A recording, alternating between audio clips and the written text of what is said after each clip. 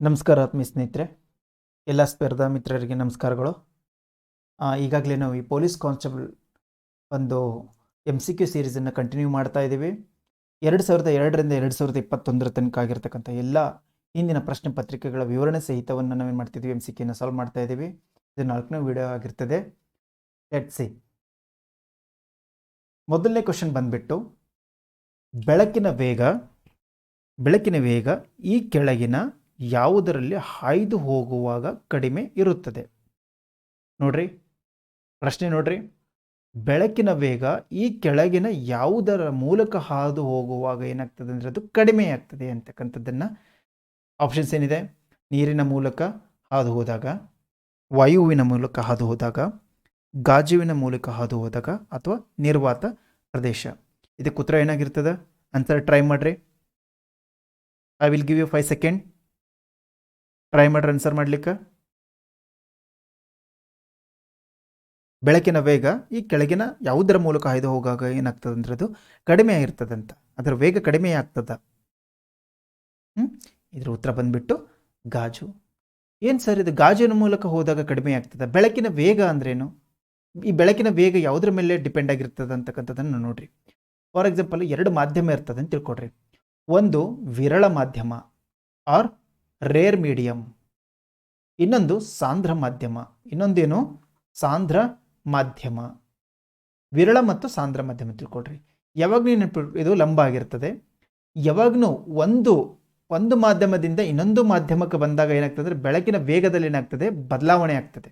ಇದು ನಮಗೆಲ್ಲ ಗೊತ್ತು, ಬೇಸಿಕ್. ಅಂದರೆ ಫಾರ್ ಎಕ್ಸಾಂಪಲ್, ಇದು ವಿರಳ ಮಾಧ್ಯಮ. ಇಲ್ಲಿ ಬಂದಿರತಕ್ಕಂಥ ಬೆಳಕು ಈ ಸಾಂದ್ರ ಮಾಧ್ಯಮಕ್ಕೆ ಬಂದಾಗ ಅಥವಾ ಸಾಂದ್ರ ಮಾಧ್ಯಮದಿಂದ ವಿರಳ ಮಾಧ್ಯಮಕ್ಕೆ ಹೋದಾಗ ಈ ಬೆಳಕಿನ ವೇಗದಲ್ಲಿ ಏನಾಗ್ತದೆ, ಬದಲಾವಣೆ ಆಗ್ತದೆ. ಅಂದರೆ ವಿರಳದಿಂದ ಸಾಂದ್ರಕ್ಕೆ ಬಂದಾಗ ಏನಾಗ್ತದೆ, ಅದು ಲಂಬದೆಡೆಗೆ ಏನಾಗ್ತದೆ, ವಕ್ರತೆಯನ್ನು ಅದು ಹೊಂದುತ್ತದೆ. ಇದಕ್ಕೆ ಕಾರಣ ಏನಪ್ಪ ಅಂದರೆ ರಿಫ್ರಾಕ್ಟಿವ್ ಇಂಡೆಕ್ಸ್ ಅಂತೇಳಿ ನಾವು ಕರಿತೀವಿ, ಆರ್ ವಕ್ರೀಭವನ ಸೂಚ್ಯಂಕ. ವಕ್ರೀಭವನ ಸೂಚ್ಯಂಕ ಏನಾಗಿರ್ತದೆ ಅಂದರೆ, ಈ ವಕ್ರೀಭವನ ಸೂಚ್ಯಂಕ ಏನಂದರೆ ಬೆಳಕಿನ ವೇಗ ಒಂದು ಮಾಧ್ಯಮದ ಬೆಳಕಿನ ವೇಗ ಡಿವೈಡೆಡ್ ಬೈ ಇನ್ನೊಂದು ಮಾಧ್ಯಮ. ಅಂದರೆ ಮಾಧ್ಯಮಗಳ ಏನು, ಒಂದು ಮಾಧ್ಯಮದಿಂದ ಇನ್ನೊಂದು ಮಾಧ್ಯಮಕ್ಕೆ ಏನಾಗ್ತದೆ, ಬೆಳಕು ಸಾಕ್ತಿರಬೇಕಾದಾಗ ಅದು ವಕ್ರತೆಯನ್ನು ಹೊಂದ್ತದೆ, ಅದು ವಕ್ರೀಭವನ ಆಗ್ತದೆ. ಇದನ್ನು ನಾವೇನಂತ ಹೇಳಿ ಕರಿತೀವಿ, ವಕ್ರೀಭವನ ಸೂಚ್ಯಂಕ. ಆ ವಕ್ರೀಭವನ ಸೂಚ್ಯಂಕದ ಮೇಲೆ ನಾವೇನು ಹೇಳ್ಬೋದು ಅಂದರೆ, ಆ ಬೆಳಕು ಏನಾಗ್ತದೆ, ಯಾವ ರೀತಿಯಾಗಿ ಅದು ಏನಾಗ್ತದೆ, ವಕ್ರತೆಯನ್ನು ಹೊಂದುತ್ತದೆ, ಯಾವ ರೀತಿಯಾಗಿ ಅದು ಕಡಿಮೆ ಇರ್ತದೆ, ವೇಗ ಕಡಿಮೆ ಆಗ್ತದೆ, ವೇಗ ಹೆಚ್ಚಿಗೆ ಆಗ್ತದೆ ಅಂತಕ್ಕಂಥದ್ದನ್ನು ನಾವು ಗುರುತಿಸಬಹುದು. ಫಾರ್ ಎಕ್ಸಾಂಪಲ್ ನೋಡ್ರಿ, ರಿಫ್ರಾಕ್ಟಿವ್ ಇಂಡೆಕ್ಸ್ ಯಾವುದು? ಮಟೀರಿಯಲ್ ನೋಡ್ರಿ. ಫಸ್ಟ್ ವ್ಯಾಕ್ಯೂಮ್ ಅಂದ್ರೇನು? ನಿರ್ವಾತದಲ್ಲಿ ಏನಾಗಿರ್ತದೆ, 1 ಪಾಯಿಂಟ್ ಅಂತಿದೆ, ಒಂದಿದೆ ನಿರ್ವಾತದಲ್ಲಿ. ನೋಡ್ರಿ, ಬೆಳಕು ನಿರ್ವಾತದಲ್ಲಿ ಏನಾಗಿರ್ತದೆ, ಅದು ನಿರ್ವಾತ ಬೆಳಕಿನ ಮೇಲೆ ಯಾವುದೇ ರೀತಿಯ ಪರಿಣಾಮ ಬೀರೋದಿಲ್ಲ. ಅದು ನಿರ್ವಾತದಲ್ಲಿ ನೆನ್ಪಿಟ್ಕೋಬೇಕು ನೀವು. ಶಬ್ದ ನಿರ್ವಾತ ಮತ್ತು ಏನು ಗಾಳಿಯಲ್ಲಿ ಅದರ ಬದಲಾವಣೆ ಆಗ್ಬೋದು. ಬಟ್ ಏನಾಗ್ತದೆ, ಬೆಳಕು ನಾವು ಈಗಾಗಲೇ ಅದರ ಲಕ್ಷಣಗಳನ್ನು ಓದಿದ್ದೇವೆ ನಾವು. ಬೆಳಕು ಏನಾಗ್ತದೆ ಅಂದರೆ ಅದು ವಿಕಿರಣದ ರೂಪದಲ್ಲಿ ಹೋಗ್ತಿರ್ತದ. ಆ ಒಂದು ಎಲೆಕ್ಟ್ರೋಮ್ಯಾಗ್ನೆಟಿಕ್ ವೇವ್ ಒಳಗೆ ಹೋಗ್ತಿರ್ತದ. ಅಂದರೆ ಬೆಳಕು ಅದ್ರ ಮೇಲೆ ಏನಾಗಲ್ಲ ಅದ್ರ ಮೇಲೆ ಪರಿಣಾಮ ಬೀರೋದಿಲ್ಲ. ಅಂದರೆ ನಿರ್ವಾತದಲ್ಲೂ ಕೂಡ ಏನಾಗ್ತದೆ, ಬೆಳಕು ಚಲಿಸ್ತದೆ. ನಿರ್ವಾತದಲ್ಲಿ ಅದೇನಾಗಲ್ಲ, ಯಾವುದೇ ರೀತಿ ವಕ್ರೀಭವನ ಹೊಂದೋದಿಲ್ಲ. ಅದು ನಿರ್ವಾತದಲ್ಲಿ ಅದರ ವೇಗ ಕಡಿಮೆ ಆಗೋದಿಲ್ಲ. ಸೊ ಎಷ್ಟಿದೆ ನೋಡ್ರಿ, ವ್ಯಾಕ್ಯೂಮ್ ಇಷ್ಟಿದೆ. ನೆಕ್ಸ್ಟ್ ಬರೋದೇ ಗಾಳಿ. ಯಾವುದು? ಗಾಳಿಯಲ್ಲಿ ಎಷ್ಟಿದೆ? 1 ಪಾಯಿಂಟ್ ಸಮಥಿಂಗ್, ನಿಯರ್ಲಿ 1 ಪಾಯಿಂಟ್ ಅಂತ ಇಟ್ಕೊಡ್ರಿ, ಹೌದಾ? ಇನ್ನು ನೀರಿನಲ್ಲಿ ಅಂದರೆ ಶುದ್ಧ ನೀರಿನಲ್ಲಿ ಎಷ್ಟಿದೆ? 1.33 ಇದೆ. ಆಮೇಲೆ ಇದಕ್ಕೆ ಯಾವುದೇ ರೀತಿ SI ಯೂನಿಟ್ ಇಲ್ಲ, ನೆನ್ಪಿಟ್ಕೋಬೇಕು. ಈ ವಕ್ರೀಭವನ ಸೂಚ್ಯಂಕಕ್ಕೆ ಯಾವುದೇ ರೀತಿಯ ಯೂನಿಟ್ ಇಲ್ಲ, ಯಾವುದೇ ರೀತಿಯ ಮಾನದಂಡಗಳ ಯಾವುದೇ ರೀತಿಯ ಅಳತೆ ಇಲ್ಲ ಅದಕ್ಕೆ. ಸೊ ಅದನ್ನೇನಿದೆ, ಪ್ಯೂರ್ಲಿ ಇಟ್ಸ್ ಏನು, ಒಂದು ಡಿಸೆಟ್. ಇನ್ನು ಸಿ ವಾಟರು, ಸಮುದ್ರದ ನೀರು 35 PPT ಅಂತ ಇರ್ತೀವಲ್ಲ, ಅದೆಷ್ಟು? 1.3394. ಇಥೈಲ್ ಆಲ್ಕೋಹಾಲ್ ಎಷ್ಟು? 1.361. ಇದು ಇಂಪಾರ್ಟೆಂಟ್ ಕ್ವಶನ್ ಆಗಿರ್ತದೆ. ಬಹಳ ಎಕ್ಸಾಮಿನಲ್ಲಿ ಇದನ್ನು ಕೇಳಿದ್ದಾನೆ, ನೆನ್ಪಿಟ್ಕೋಬೇಕು ನೀವು. ಫಾರ್ ಎಕ್ಸಾಂಪಲ್, ಗಾಳಿಯ ವಕ್ರೀಭವನ ಸೂಚ್ಯಂಕ ಎಷ್ಟು? ಟೀಚರ್ ಪೋಸ್ಟ್ಗೆ ಓದ್ತಾ ಇರೋರು, TET ಮತ್ತು GPST ಹೈಸ್ಕೂಲ್ ಓದೋರು ಆಗಿರಲಿ, PC ಮತ್ತು PSI ಓದೋರು ಆಗಿರ್ಬೋದು, ಹಿಂದೆ ಕೇಳಿದ್ದಾರೆ. ಅಂದರೆ ಗಾಜಿನ ವಕ್ರೀಭವನ ಸೂಚ್ಯಂಕ ಏನು? ಗಾಜು ಎಷ್ಟು ನೋಡ್ರಿ. ಅಂದರೆ ಮತ್ತೆ ಇನ್ನೊಂದೇನಂದ್ರೆ ಇಥೈಲ್ ಆಲ್ಕೋಹಾಲ್ ಎಷ್ಟು? 1.361. ಶುಗರ್ ಸೊಲ್ಯೂಷನ್ ಅಂದ್ರೆ ಸಕ್ಕರೆ ದ್ರಾವಣದ ಎಷ್ಟಾಗ್ತದೆ ನೋಡ್ರಿ, ಅದು 1.49. ಇನ್ನು ಗ್ಲಾಸು ಅಂದ್ರೆ ಗಾಜು, ಸೋಡಾ ಲೈಮ್ ಇರುತ್ತಲ್ಲ, ಗಾಜು ಎಷ್ಟಾಗಿರ್ತದೆ ಅಂದರೆ 1.510. ಬ್ರೊಮೈನ್ ಲಿಕ್ವಿಡ್ ಎಷ್ಟಾಗಿರುತ್ತೆ 1.661. ರೂಬಿದು ಎಷ್ಟಾಗಿರ್ತದೆ 1.760 ಆಗಿರ್ತದೆ. ಇನ್ನು ಡೈಮಂಡ್ ಎಷ್ಟಾಗಿರ್ತದೆ ಅಂದರೆ 2.47. ವೆರಿ ವೆರಿ ಇಂಪಾರ್ಟೆಂಟ್ ಇದು ಡೈಮಂಡ್. ನೋಡ್ರಿ, ಅತಿ ಹೆಚ್ಚು ವಕ್ರೀಭವನ ಸೂಚ್ಯಂಕ ಇಲ್ಲಿ ಕೊಟ್ಟಿದ್ರಲ್ಲಿ ಯಾವ್ದು ಇರೋದಂದ್ರೆ ಡೈಮಂಡ್ ಇರೋದು. ಅದಕ್ಕಾಗಿ ಈ ಡೈಮಂಡ್ ಅಲ್ಲಿ ಬೆಳಕು ಹಾಯ್ದಾಗ ಏನಾಗ್ತದೆ, ಅತ್ಯಂತ ವಕ್ರೀಭವನ ಜಾಸ್ತಿ ಆಗಿ ಏನಾಗ್ತದೆ ಅಂದ್ರು ಇದು ಹೊಳಿಲಿಕ್ಕೆ ಏನಾಗ್ತದೆ ಕಾರಣ ಆಗ್ತದೆ ಅಂತಕ್ಕಂಥದ್ದನ್ನ ನೋಡ್ಬೋದು. ಅಂದ್ರೆ ಡೈಮಂಡ್ ನ ಒಂದು ವಕ್ರೀಭವನ ಸೂಚ್ಯಂಕ ಎಷ್ಟು ಆರ್ ರಿಫ್ರಾಕ್ಟಿವ್ ಇಂಡೆಕ್ಸ್ ಎಷ್ಟಪ್ಪ ಅಂತಂದ್ರೆ 2.416. ಹಾಗಾಗಿ ಇಲ್ಲಿ ನಿಮ್ಗೆ ಕೊಟ್ಟಿರೋ ಆನ್ಸರ್ ಯಾವುದು? ನೀರು, ವಾಯು, ಗಾಜು ಮತ್ತು ನಿರ್ವಾತ. ಇದು ಇಲ್ಲಿ 4 ಕೊಟ್ಟಿರ್ತಕ್ಕಂಥ ಆನ್ಸರ್ನ ನೀವು ಬೇಕಾದ್ರೆ ನೀವು ಈ ಒಂದು ಟೇಬಲ್ ಅನ್ನು ಗಮನಿಸಿದಾಗ ಏನಾಗ್ತದೆ ಅಂದ್ರೆ ಇಲ್ಲಿ ಕೊಟ್ಟಿರ್ತಕ್ಕಂಥ ಅತ್ಯಂತ ಹೆಚ್ಚು ರಿಫ್ರಾಕ್ಟಿವ್ ಇಂಡೆಕ್ಸ್ ಇರೋದು ಯಾವುದಂದ್ರೆ ಗಾಜುದಿದೆ. ಗಾಜುದು ಎಷ್ಟಿದೆ? ಇನ್ನು ಈ ಗಾಜುದೇನಿದೆ 1.5 ಇದೆ. ಹೆಂಗ್ ವಕ್ರೀಭವನ ಸೂಚ್ಯಂಕ ಜಾಸ್ತಿ ಆಗ್ತದೋ ಅದು ಆ ರೀತಿ ಜಾಸ್ತಿ ವಕ್ರೀಭವನ ಹೊಂದದ. ಮತ್ತೆ ಇನ್ನೊಂದು ಏನಾಗ್ತದೆ, ವೇಗ ಏನಾಗ್ತದೆ ಕಡಿಮೆ ಆಗ್ತದೆ ಅಂತಕ್ಕಂಥದ್ದನ್ನು ನಾವು ನೋಡಬಹುದು. ಇನ್ನು ಎರಡನೇ ಪ್ರಶ್ನೆ ಬಂದ್ಬಿಟ್ಟು, ವಿದ್ಯುತ್ ಬಲ್ಬ್ನಲ್ಲಿರುವ ಈ ತಂತಿ ಯಾವುದಂದ್ರೆ ಹಳೆಯ ಕಾಲದ್ದು. ಈಗ LED ಅಲ್ಲ ಇದು, ಹಳೆಯ ಕಾಲದ ಬಲ್ಬ್. ಈಗ ನೋಡ್ತಿರಲ್ಲ ಈ ತರ ಇದಿರ್ತಕ್ಕಂಥದ್ದು ಗಾಜಿನ ಒಂದು ಬುರುಡೆ ಆಕಾರವನ್ನು ಹೊಂದಿರತಕ್ಕಂಥದ್ದನ್ನ. ಇಲ್ಲಿ ಬಂದಿರತಕ್ಕಂಥ ಈ ತಂತು ಯಾವುದರಿಂದ ಮಾಡಲ್ಪಟ್ಟಿದೆ? ಆನ್ಸರ್ ಮಾಡ್ತೀರಿ ಅಂತ ಅನ್ಕೊಂತೀನಿ. ಆನ್ಸರ್ ಮಾಡ್ರಿ. Option A tungsten, option B platinum, option C ತಾಮ್ರ, ಆಪ್ಷನ್ ಡಿ ಯಾವುದೂ ಅಲ್ಲ. ಆನ್ಸರ್ ಮಾಡ್ತೀರಿ ಅಂತ ಅನ್ಕೊಂತೀರಿ. ಪ್ಲಾಟಿನಮ್ ಆಗಕ್ಕೆ ಸಾಧ್ಯನೇ ಇಲ್ಲ. ಯಾಕೆ ಹೇಳ್ರಿ? ಪ್ಲಾಟಿನಮ್ ಇರೋದು ಕಾಸ್ಟ್ಲಿಯೆಸ್ಟ್ ಅದ ಪ್ಲಾಟಿನಮ್ಮು. ಅಂತ ಕೋಟ್ಯಾಂತರ ರೂಪಾಯಿ ಇರ್ತಕ್ಕಂಥ ಒಂದೊಂದ್ಸಲ ಹೇಳ್ತಾರಲ್ಲ, ಡೈಮಂಡ್ಗಿಂತಲೂ ಯಾವ್ದು ಕಾಸ್ಟ್ಲಿ ಅಂತಾರ, ಪ್ಲಾಟಿನಮ್ ಕಾಸ್ಟ್ಲಿ ಅಂತಾರೆ. ಸೊ ಹಾಗಾಗಿ ಪ್ಲಾಟಿನಮ್ ಆಗೋದಿಲ್ಲ. ಇನ್ನು ಆನ್ಸರ್ ಬಂದ್ಬಿಟ್ಟು ಯಾವುದದು? ಟಂಗ್ಸ್ಟನ್ ಆಗಿರ್ತದೆ. ಇದು ಏನಾಗಿರ್ತದೆ? ಟಂಗ್ಸ್ಟನ್ ಒಂದು ಲೋಹ ಆಗಿರ್ತದೆ. ಈ ಲೋಹದ ತಂತಿ, ಈ ಟಂಗ್ಸ್ಟನ್ ತಂತಿ ಏನು ಮಾಡಿರ್ತಾರ, ಇಲ್ಲಿ ಇಟ್ಟಿರ್ತಾರ. ಇದೇನಾಗ್ತದೆ, ಒಂದು ಉಷ್ಣದ ಪರಿಣಾಮದಿಂದ ಬೆಳಕನ್ನು ಹರಿಸುವಂಥದ್ದು ಆಗಿರ್ತದೆ ಅಂತಕ್ಕಂಥದ್ದನ್ನು ನಾವು ನೋಡ್ತೀವಿ. ಇನ್ನು ಮೂರನೇ ಪ್ರಶ್ನೆ ಬಂದ್ಬಿಟ್ಟು 2004 ಕ್ವಶನ್ ಪೇಪರ್ ನೆನ್ಪಿಟ್ಕೊಡ್ರಿ. 2004 ಒಂದು ಇನ್ನೊಂದು ಕ್ವಶನ್ ಪೇಪರ್ ಆಗಿರ್ತದೆ. ಅದರಲ್ಲಿ ಕೇಳಿರ್ತಕ್ಕಂಥ ಪ್ರಶ್ನೆ ಏನು ಸರ್ ಇಷ್ಟು ಈಸಿ ಕ್ವಶನ್ಸ್ ಕೇಳಾತಾರೆ ಅಂತ ಅನ್ಕೊಳಕ್ ಹೋಗ್ಬೇಡ್ರಿ. 2004 ಕೇಳಿರುವಂಥ ಪ್ರಶ್ನೆಗಳಾಗಿರ್ತವೆ.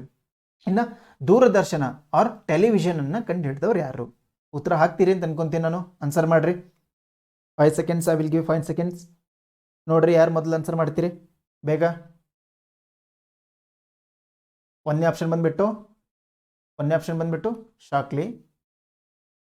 ಎರಡನೇ ಆಪ್ಷನ್ ಬಂದ್ಬಿಟ್ಟು ಜೇಲ್ ಬೈಡ್. ಮೂರನೇ ಆಪ್ಷನ್ ಬಂದ್ಬಿಟ್ಟು ಚಾರ್ಲ್ಸ್ ಬ್ಯಾಬೇಜ್. ನಾಲ್ಕನೇದು ಶೋಲ್ಸ್. ಚಾರ್ಲ್ಸ್ ಬ್ಯಾಬೇಜ್ ಅಂತೂ ಆಗಲ್ಲ. ಯಾಕೆ ಹೇಳ್ರಿ? ಇವರು ಕಂಪ್ಯೂಟರ್ನ ಜನಕ ಅಂತ ಹೇಳಿ ಕರಿತೀರಿ. ಕಂಪ್ಯೂಟರ್ನ ಇನ್ವೆಂಟ್ ಮಾಡಿದವರು. ಹಾಗಾಗಿ ಇದು ಆಪ್ಷನ್ ಡಿಲೀಟ್ ಆಗುತ್ತೆ. ಇನ್ನು 3 ಉಳಿದರಲ್ಲ ಆಪ್ಷನಲ್ಲಿ ಯಾವುದು? ಆನ್ಸರ್ ಬಂದ್ಬಿಟ್ಟು ಜೇಲ್ ಬೈಡ್ ಏನಾಗಿರ್ತದೆ, ದೂರದರ್ಶನವನ್ನು ಕಂಡುಹಿಡಿದವರಾಗಿರ್ತಾರೆ. ಈ ಚಿತ್ರದಲ್ಲಿ ನೋಡ್ತಿದ್ದೀರಲ್ಲ, ಈ ಒಂದು ಮಹಾನುಭಾವರು ಇವತ್ತು ನಾವು ಟಿ ವಿ ನೋಡ್ತೀವಲ್ಲ ಮನೆಯೊಳಗೆ, ಅದೆಲ್ಲಕ್ಕೂ ನೋಡೋಕ್ಕೂ ಕಾರಣ ಆಗಿರ್ತಕ್ಕಂಥ ಮಹಾನ್ ವ್ಯಕ್ತಿ ಇವರು.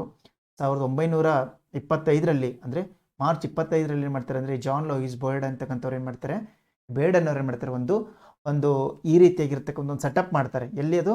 ಲಂಡನ್ನು. ಅಂದರೆ ಏನು ಗಿಮಿಕಪ್ಪ ಅಂತಂದ್ರೆ ಅದೊಂದು ಹಿನ್ನೆಲೆ ಒಂದು ಕತೆ ಇದೆ. ಆ ಕಥೆಯನ್ನು ನಾನು ಮತ್ತೆ ನೆಕ್ಸ್ಟ್ ಟೈಮಲ್ಲಿ ಹೇಳ್ತೀನಿ. ಇನ್ನೊಂದೇನೆಂದರೆ, ಈಗ ನಿಮ್ಗೆ ಇಲ್ಲಿ ಇಂಪಾರ್ಟೆಂಟ್ ಇರೋದೇನೆಂದರೆ ಟೆಲಿವಿಷನ್ ಯಾವ ವರ್ಷ? ಮಾರ್ಚ್ 25 1925 ಆಗಿರ್ತದೆ. ಆದರೆ ಆ ಒಂದು ಇದು ಆಗಿರ್ತಕ್ಕಂಥ ಈ ಒಂದು ಲಂಡನಲ್ಲಿ ಆಗಿರ್ತಕ್ಕಂಥ ಗಿಮಿಕ್ ಆದ ನಂತರ ಏನಾಗಿರ್ತದ ಅಂದರೆ ಈ ಶಾಪರ್ಸನ್ನ ಮತ್ತು ಅವ್ರನ್ನ ಅಟ್ರಾಕ್ಟ್ ಮಾಡೋ ಸಲುವಾಗಿ ಇದು ಮಾಡಿರ್ತಾರೆ. ಹೌದಾ? ಇದನ್ನ ಕೆಲವು ತಿಂಗಳ ನಂತರ ಅಂದರೆ ಜನವರಿ 26, 1920 ಏನು ಮಾಡ್ತಾರೆ ಇವರು, ಅದನ್ನು ಡೆಮಾನ್ಸ್ಟ್ರೇಟ್ ಮಾಡೋದನ್ನ ಏನು ಮಾಡ್ತಾರೆ, ಒಂದು ರೆಕಗ್ನೈಸ್ ಮಾಡ್ತಾರೆ. ಏನಂತ ಹೇಳ್ತಾರೆ ಅಂದರೆ ಫಸ್ಟ್ ಪಬ್ಲಿಕ್ ಡೆಮಾನ್ಸ್ಟ್ರೇಷನ್ ಯಾವಾಗ ಆಗಿರ್ತದೆ ಮೆಕ್ಯಾನಿಕಲ್ ಟಿವಿ ಅಂದರೆ ನೆನ್ಪಿಟ್ಕೋಬೇಕು. ಎರಡು ಬರ್ತವೆ. ಫಸ್ಟ್ ಡೆಮಾನ್ಸ್ಟ್ರೇಷನ್ ಆಗಿದ್ದು 1926 ಜನವರಿ 26. ಬಟ್ ಅವ್ರು ಅದನ್ನ ಗಿಮಿಕ್ ಅಂತ ಏನು ಹೇಳ್ತಿರಲ್ಲ, ಆ ಒಂದು ಸೆಟಪ್ ಮಾಡಿರೋದು ಯಾವಾಗ ಅವರು? ಮಾರ್ಚ್ 25, 1925. ಇನ್ನು ರೇಡಾರ್ ಆರ್ ರಾಡಾರ್ ನೆನ್ಪಿಟ್ಕೋಬೇಕು. ರೇಡಾರ್ ಆರ್ ರಾಡಾರನ್ನು ಯಾವುದರ ಪತ್ತೆಗಾಗಿ ಉಪಯೋಗಿಸ್ತಾರೆ ಅಂತಕ್ಕಂಥದ್ದು ಪ್ರಶ್ನೆಯನ್ನು ಕೇಳಿದ್ದಾರೆ. ಆಪ್ಷನ್ 1 ಬಂದ್ಬಿಟ್ಟು ಮಿಲಿಟರಿ ಟ್ಯಾಂಕ್ಗಳು, ಆಪ್ಷನ್ ಬಿ ಆಯುಧಗಳು, ಆಪ್ಷನ್ ಸಿ ಹಾರಾಡುವ ವಸ್ತುಗಳು, ಆಪ್ಷನ್ ಡಿ ಯಾವುದೂ ಅಲ್ಲ. ಆನ್ಸರ್ ಮಾಡ್ತೀರಾ? ಆನ್ಸರ್ ಮಾಡ್ರಿ, ಟ್ರೈ ಮಾಡ್ರಿ. ರೇಡಾರ್ ಆರ್ ರಾಡಾರ್ ಸುದ್ದಿ ಮಾಧ್ಯಮಗಳಲ್ಲಿ ಅವಾಗ ಕೇಳ್ತಿರ್ತೀರಿ. ಇದಕ್ಕೆ ಉತ್ತರ ಏನಾಗಿರ್ತದೆ? ಹಾರಾಡುವ ವಸ್ತುಗಳಾಗಿರ್ತವೆ. ಇದಕ್ಕೆ ಉತ್ತರ ಏನಾಗಿರ್ತದೆ? ಈ ಹಾರಾಡುವ ವಸ್ತುಗಳು ಏನಾಗಿರ್ತದೆ ಅಂದರೆ ಈ ರೇಡಾರನ್ನು ಆ ಒಂದು ಪತ್ತೆಗಾಗಿ ಬಳಸ್ತಾರೆ. ನೀವು ಹೀಗೆ ಮಾಡುವ ಸುದ್ದಿ ಮಾಧ್ಯಮಗಳಲ್ಲಿ ಕೇಳ್ಬೋದು, ಪಾಕಿಸ್ತಾನದಿಂದ ಒಂದು ಏನಾಗ್ತದೆ, ಒಂದು ಯುದ್ಧ ವಿಮಾನ ಬಂತು, ಅಥವಾ ನಮ್ಮ ಒಂದು ವಿಮಾನ ಸರಹದ್ದಿನಲ್ಲಿ ಬಂತು, ಚೈನಾದಿಂದ ಒಂದು ವಿಮಾನ ಬಂತು, ನಮ್ಮ ರಾಡಾರ್ನಲ್ಲಿ ಅದನ್ನು ಪತ್ತೆ ಹಚ್ಚಲಾಯಿತು ಅಂತಕ್ಕಂಥದ್ದನ್ನೆಲ್ಲ ನಾವು ನೋಡ್ತಿರ್ತೀವಿ, ಹೌದಾ? ಈ ರೀತಿ. ಹಾಗಾದರೆ ಈ ರೇಡಾರ್ ಅಂದ್ರೆ ಏನು ಅಂತ ನೋಡ್ರಿ. ರೇಡಾರ್ ಅನ್ನೋದು ಅದರ ಒಂದು ಫುಲ್ ಫಾರ್ಮ್ ಏನಪ್ಪ ಅಂದರೆ radio detection and ranging. Very very important. ಅಂದರೆ ರೇಡಿಯೋ ವೇವ್ಸನ್ನು ಉಪಯೋಗಿಸ್ಕೊಂಡು ಒಂದು ವಸ್ತುವಿನ ದೂರ ಮತ್ತು ವೇಗವನ್ನು ಅಳತೆ ಮಾಡುವುದಕ್ಕೆ ಏನಂತ ಹೇಳಿ ಕರಿತೀವಿ ನಾವು?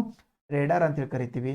ಇದನ್ನು ಉಪಯೋಗಿಸಿ ಏನು ಮಾಡ್ಬೋದು ಅಂತ ನಾವು ಯಾವುದೇ ಒಂದು ವಸ್ತುವಿನ ಏನು ಮಾಡ್ಬೋದು, ವೇಗವನ್ನು ಅಥವಾ ಅದರ ಎತ್ತರವನ್ನು ನಾವು ಏನು ಮಾಡ್ಬೋದು, ನಾವು ಕಂಡುಹಿಡಿಬೋದು. ಅಥವಾ ಯಾವ ದಿಕ್ಕಿನಲ್ಲಿ ಹೋಗ್ತಿದೆ ಅಂತಕ್ಕಂಥದ್ದನ್ನು ನಾವು ಏನು ಮಾಡ್ಬೋದು ಅಂದರೆ is an object detection system. ಏನೋ ಒಂದು ವಸ್ತುವಿನ ಕಂಡು ಹಿಡಿಯುವಂಥದ್ದು, ಒಂದು ವಸ್ತುವಿನನ್ನು ಕಂಡು ಹಿಡಿಯುವಂಥ ಡಿಟೆಕ್ಟ್ ಮಾಡುವಂಥದ್ದು ಒಂದು ಏನಾಗಿರುತ್ತೆ ಅಂದರೆ ಈ ರೇಡಿಯೋ ವೇವ್ಸನ್ನು ಉಪಯೋಗಿಸ್ಕೊಂಡು ಏನು ಮಾಡ್ತಾರೆ, ಆ ವಸ್ತು ಇರ್ತಕ್ಕಂಥ ಸ್ಥಳ, ವ್ಯಾಪ್ತಿ ಮತ್ತು ಅದರ ಏನು ದೂರ ಮತ್ತು ಅಳತೆಯನ್ನು ಮಾಡೋದು, ಆಮೇಲೆ ಎಷ್ಟು ಸ್ಪೀಡಿಂದ ಅದು ಹೋಗ್ತಿದೆ ಅಂತಕ್ಕಂಥದ್ದನ್ನು ನಾವು ಏನು ಮಾಡ್ಬೋದು, ಕಂಡುಹಿಡಿಬೋದು. ಫಾರ್ ಎಕ್ಸಾಂಪಲ್ ಯಾವುದಾದ್ರೆ ಏರ್ಕ್ರಾಫ್ಟ್ ಅಂತ ಬರೀ ಹಾರಾಡುವ ವಸ್ತುಗಳಂತಲ್ಲ, ಅಂದರೆ ಯಾವ ಚಲನೆಯಲ್ಲಿರುವ ವಸ್ತುಗಳಂತಲೂ ಹೇಳ್ಬೋದು ನಾವು. ಚಲಿಸುವ ವಸ್ತುಗಳಂತಲೂ ನಾವು ಹೇಳ್ಬೋದು.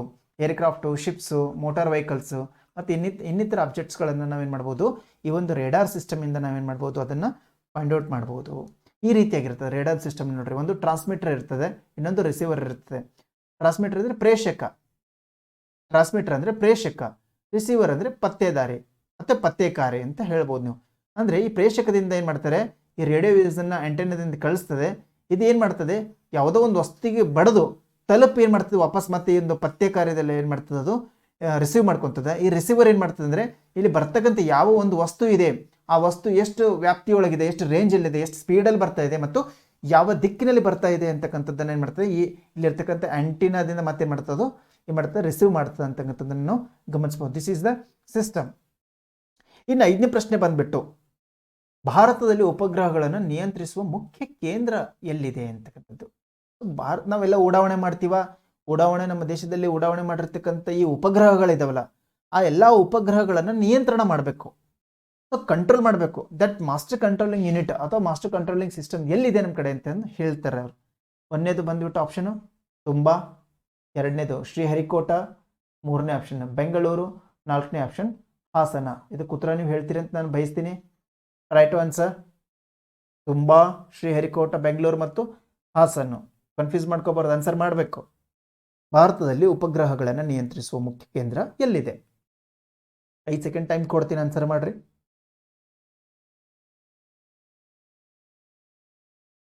ನೆನ್ಪಿಟ್ಕೋಬೇಕು, ಇದರ ಉತ್ತರ ಬಂದ್ಬಿಟ್ಟು ಹಾಸನ. ಭಾಳ ಜನ ಶ್ರೀಹರಿಕೋಟ ಅವ್ರ ಬೆಂಗಳೂರೊಳಗೆ ಕನ್ಫ್ಯೂಸ್ ಆಗ್ತೀರಿ. ಸೊ ಉಪಗ್ರಹಗಳನ್ನು ನಿಯಂತ್ರಿಸುವ ವ್ಯವಸ್ಥೆ ನಮ್ಮಲ್ಲಿ ಎಲ್ಲಿದೆ ಅಂದರೆ ಅದನ್ನು ನಾವೇನು ಹೇಳ್ತೀವಿ, ಈ ಮಾಸ್ಟರ್ ಕಂಟ್ರೋಲ್ ಫೆಸಿಲಿಟಿ ಅಂತ ಹೇಳ್ತೀವಿ, MCF. ಈ ಮಾಸ್ಟರ್ ಕಂಟ್ರೋಲ್ ಫೆಸಿಲಿಟಿ ಇದೆಯಲ್ಲ, ಇದು ಯಾವುದು ಅಂಡರ್ ಬರ್ತದೆ? ಇದು ಡಿಪಾರ್ಟ್ಮೆಂಟ್ ಆಫ್ ಸ್ಪೇಸ್ ಅಂಡರ್ ಬರುತ್ತೆ. ಸೊ ಇಸ್ರೋನ ಏನು ಮಾಡ್ತದೆ, ಇದು ಹಾಸನಲ್ಲಿ ಇರ್ತಕ್ಕಂಥ ಒಂದು ಏನು ಮಾಸ್ಟರ್ ಕಂಟ್ರೋಲಿಂಗ್ ಫೆಸಿಲಿಟಿ ಇರ್ತಕ್ಕಂಥದ್ದನ್ನು ನಾವು ಕಾಣ್ಬೋದು. ಎಲ್ಲಿದೆ ಅದು? ಹಾಸನಲ್ಲಿದೆ. ಇನ್ನು 6ನೇ ಪ್ರಶ್ನೆ ಬಂದ್ಬಿಟ್ಟು, ಭಾರತದ ಪ್ರಥಮ ಉಪಗ್ರಹ ಆಗಿರ್ತಕ್ಕಂಥ ಈ ಆರ್ಯಭಟವನ್ನು ಯಾವ ಸ್ಥಳದಿಂದ ಉಡಾವಣೆ ಮಾಡಲಾಯಿತು? Very very important. ನಾವು ಎಲ್ಲರಿಗೂ ಗೊತ್ತು ಭಾರತ ಪ್ರಥಮ ಉಪಗ್ರಹ ಯಾವುದು, ಪ್ರಥಮ ಕೃತಕ ಉಪಗ್ರಹ. ಇದು ಕನ್ಫ್ಯೂಸ್ ಮಾಡ್ಕೋಬಾರ್ದು. ಉಪಗ್ರಹ ಅಂತಂದ್ರೆ ಕೃತಕ. ಭಾರತದ ಪ್ರಥಮ ಕೃತಕ ಉಪಗ್ರಹ ಯಾವುದು? ಈ ಆರ್ಯಭಟವನ್ನು ಹಾರಿಸಲಾಯಿತು. ಅಂದ್ರೆ ಆರ್ಯಭಟ 1 ಅಂತ ಹೇಳ್ತೀವಲ್ಲ, ನಾವು ಹಾರಿಸಿದ್ವಿ, ಉಡಾವಣೆ ಮಾಡಿದ್ವಿ. ಆದರೆ ಈ ಉಡಾವಣೆ ಮಾಡಿರ್ತಕ್ಕಂಥ ಸ್ಥಳ ಯಾವುದು? ಆಪ್ಷನ್ಸ್ ಯಾವುದು? Sriharikota, B option Cape Kennedy USA, 3ನೇದು BS lake, ಯಾವುದು? USSR ಅಂದರೆ ಈಗಿನ ರಷ್ಯಾ, ಇನ್ನು ಪಾಲ್ಮೋರ್ ಯಾವುದು? UK. Right answer. 5 second time ಕೊಡ್ತೀನಿ. ಭಾರತ ಪ್ರಥಮ ಕೃತಕ ಉಪಗ್ರಹ ಆಗಿರ್ತಕ್ಕಂಥ, ಭಾರತ ಮೊದಲ ಸ್ವದೇಶಿ ಉಪಗ್ರಹ ಅಂತಲೂ ಹೇಳ್ಬೋದು ನಾವು. ಈ ಉಪಗ್ರಹವನ್ನು ಆರ್ಯಭಟವನ್ನು, ಭಾರತ ಪ್ರಥಮ ಕೃತಕ ಉಪಗ್ರಹ ಆಗಿರ್ತಕ್ಕಂಥ ಆರ್ಯಭಟವನ್ನು ಯಾವ ಸ್ಥಳದಿಂದ ಉಡಾವಣೆ ಮಾಡಲಾಯಿತು? ಉತ್ತರ ಬಂದ್ಬಿಟ್ಟು BS ಲೇಕ್, ರಷ್ಯಾ. ಯಾವಾಗ ಅದಂದ್ರೆ ನೋಡ್ರಿ, ಇದೇ ಆರ್ಯಭಟ ಏನಾಗಿರ್ತಕ್ಕಂಥ ಉಪಗ್ರಹ. ಈ ಉಪಗ್ರಹವನ್ನು ಏನು 19th ಏಪ್ರಿಲ್ ಏನು 1975 ಸೊ 1975 ಏಪ್ರಿಲ್ 19ರಂದು ಏನು ಮಾಡಿದ್ರು ಇದು ಲಾಂಚ್ ಮಾಡಿದ್ರು. This is the India's first indigenously built. Indigenously ಅಂದರೆ ಸ್ವದೇಶವಾಗಿ ನಿರ್ಮಿತವಾಗಿರ್ತಕ್ಕಂಥ, ಸ್ವದೇಶಿ ನಿರ್ಮಿತ ಅಂದರೆ ನಮ್ಮ ದೇಶದಲ್ಲಿಯೇ ನಿರ್ಮಿತ ಆಗಿರ್ತಕ್ಕಂಥ ಮೊದಲ ಏನಾಗಿರ್ತಕ್ಕಂಥ ಉಪಗ್ರಹ ಯಾವುದಿದು ಆರ್ಯಭಟ್ಟ ಆಗಿರ್ತದೆ. 19th ಏಪ್ರಿಲ್ 1975ರಲ್ಲಿ ಇದನ್ನು ಮಾಡ್ತಾರೆ. ಎಲ್ಲಿಂದ ಉಡಾವಣೆ ಮಾಡ್ತಾರೆ ಅಂದರೆ BS ಲೇಕ್ ಏನು ರಷ್ಯಾದಿಂದ ಉಡಾವಣೆ ಮಾಡಲಾಗ್ತದೆ. ಇನ್ನು 7ನೇ ಪ್ರಶ್ನೆ ಬಂದ್ಬಿಟ್ಟು ಹಗುರವಾದ ಅನಿಲ ಯಾವುದು? ಈ ಕೆಳಗೆ ಕೊಟ್ಟಿರುವ ಅನಿಲಗಳಲ್ಲಿ ಹಗುರವಾಗಿರ್ತಕ್ಕಂಥ ಅನಿಲ ಯಾವುದು? ಇಂಗಾಲ option A or carbon, oxygen or ಆಮ್ಲಜನಕ, ಮೂರನೇದು ಜಲಜನಕ ಆರ್ ಹೈಡ್ರೋಜನ್, ನಾಲ್ಕನೇದು ಸಾರಜನಕ ಆರ್ ನೈಟ್ರೋಜನ್. ಉತ್ತರ ಮಾಡ್ತೀರಿ ಅಂತ ಅನ್ಕೊಂತೀನಿ.